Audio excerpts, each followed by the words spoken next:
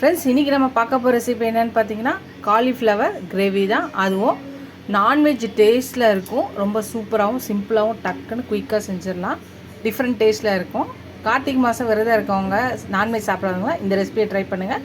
வாங்க இந்த ரெசிபியை எப்படி செய்யலான்னு பார்க்கலாம். இன்றைக்கி நம்ம செய்ய போகிற ரெசிபி காலிஃப்ளவர் வச்சு தான். வாங்க இந்த கிரேவி ரெசிபியை எப்படி செய்யலான்னு பார்க்கலாம். ஒரு பேன் எடுத்துக்கலாம்.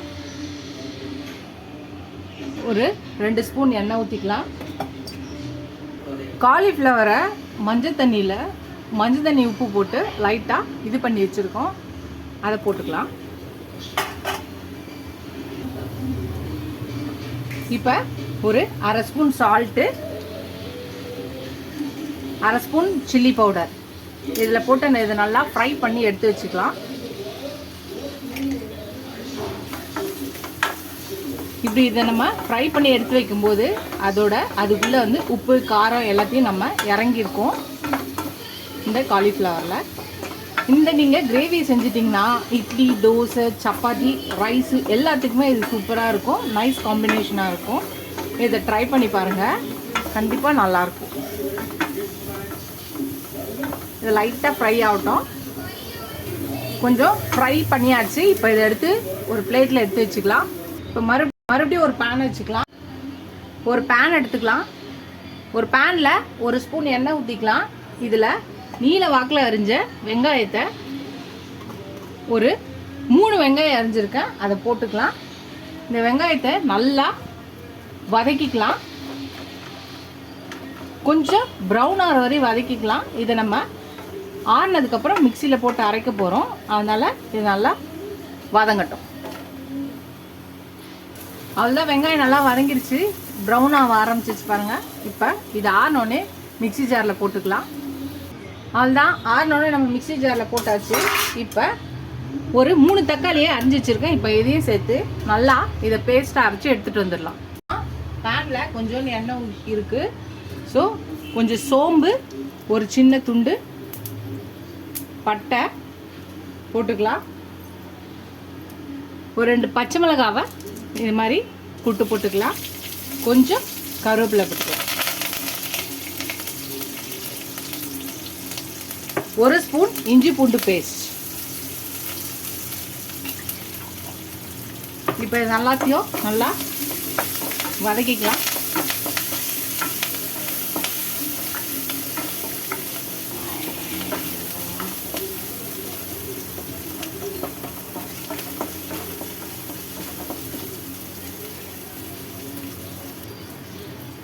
அரைச்சி வச்சுருக்க இந்த வெங்காயம் தக்காளியை போட்டுடலாம்.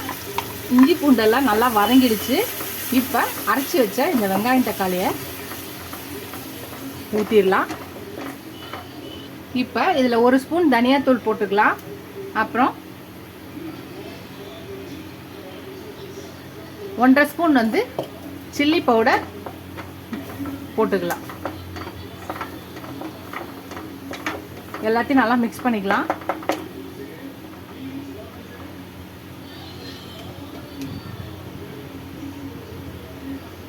அரை ஸ்பூன் மஞ்சள்தூள் போட்டுக்கலாம். 1 ஸ்பூன் சால்ட். இப்போ இது எல்லாத்தையும் நல்லா மிக்ஸ் பண்ணிக்கலாம்.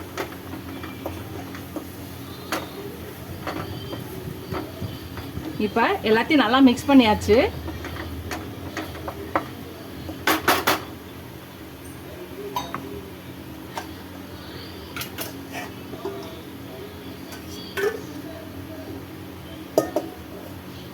இப்போ நம்ம ஃப்ரை பண்ணி வச்சுருக்க இந்த காலிஃப்ளவர்ஸை இதில் போட்டுடலாம்.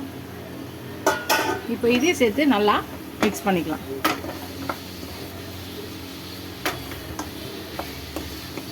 இந்த மாதிரி நம்ம மிக்ஸ் பண்ணும்போது எல்லா மசாலாஸும் இதோட நல்லா கோட் ஆகி, நல்லா பைண்டிங் ஆகி, நல்லா கிரேவி வரும்போது சூப்பராக இருக்கும். எல்லாத்தையும் நல்லா மிக்ஸ் பண்ணியாச்சு. இப்போ இது கொஞ்சம் தண்ணி ஊற்றிக்கலாம். இதில் அவ்வளோதான், தண்ணி ஊற்றியாச்சு.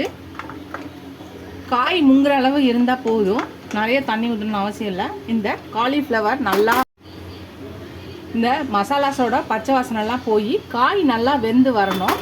அதுவரை இதை நம்ம நல்லா வேக விடலாம். 1/2 ஸ்பூன் கரம் மசாலா போட்டுக்கலாம். இப்போ இதையும் சேர்த்து நல்லா மிக்ஸ் பண்ணிக்கலாம். இப்போ கொஞ்சோண்டு சீரகத்தூள் இல்லைன்னா சோம்புத்தூள் எது விருப்பமோ அதை போட்டுக்கலாம். அதை போட்டுட்டு இதையும் நல்லா மிக்ஸ் பண்ணிக்கலாம். அவ்வளோதான், நம்ம எல்லா மசாலாஸும் போட்டாச்சு. இது நல்லா வெந்து எல்லாத்தோட மசாலாஸோட பச்சை வாசனை போய் வந்துச்சுன்னா நம்மளோட கிரேவி காலிஃப்ளவர் கிரேவி ரெடி ஆகிடும் நான்வெஜ் டேஸ்ட்டில். ஃப்ரெண்ட்ஸ், அதுதான் நம்மளோட காலிஃப்ளவர் கிரேவி ரெடி ஆகிடுச்சு பாருங்கள். சூப்பராக இருக்குது. நான்வெஜ் டேஸ்ட்டில் நான்வெஜ் சுவையே மிஞ்சும் அளவுக்கு இருக்கும். ரொம்ப டேஸ்ட்டாக இருக்கும். கடைசியாக கொஞ்சம் பொடியாக நறுக்குன கொத்தமல்லியை போட்டு கலக்கிட்டு ஆஃப் பண்ணுற வேண்டியதான்.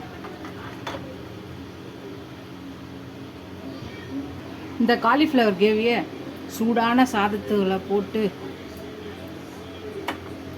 பிசைஞ்சு சாப்பிடும்போது அல்டிமேட்டாக இருக்கும். இது ஒயிட் ரைஸ்க்கு மட்டும் இல்லை, இட்லி, தோசை, சப்பாத்தி, நான் நீங்கள் எதுக்கு வேணாலும் நீங்கள் இதை செஞ்சு சாப்பிட்லாம். ரொம்ப சூப்பரான நைஸ் காம்பினேஷனுமாக இருக்கும். நீங்களும் இந்த காலிஃப்ளவர் நான்வெஜ் சுவையில் இருக்க காலிஃப்ளவர் கிரேவியை ட்ரை பண்ணி பாருங்கள். ட்ரை பண்ணி பார்த்து எப்படி இருக்குன்னு சொல்லுங்கள். இந்த வீடியோ பிடிச்சினா லைக் பண்ணுங்கள். ஃபஸ்ட் டைம் என் சேனல் பக்கம் சப்ஸ்கிரைப் பண்ணிட்டு பாருங்கள். இதோட சப்ஸ்கிரைப் பண்ண எல்லா ஃப்ரெண்ட்ஸ்க்கு தேங்க்ஸ். இதோட அடுத்த ரெசிபியில் பார்க்கலாம். டாடா பாபா ஃப்ரெண்ட்ஸ்.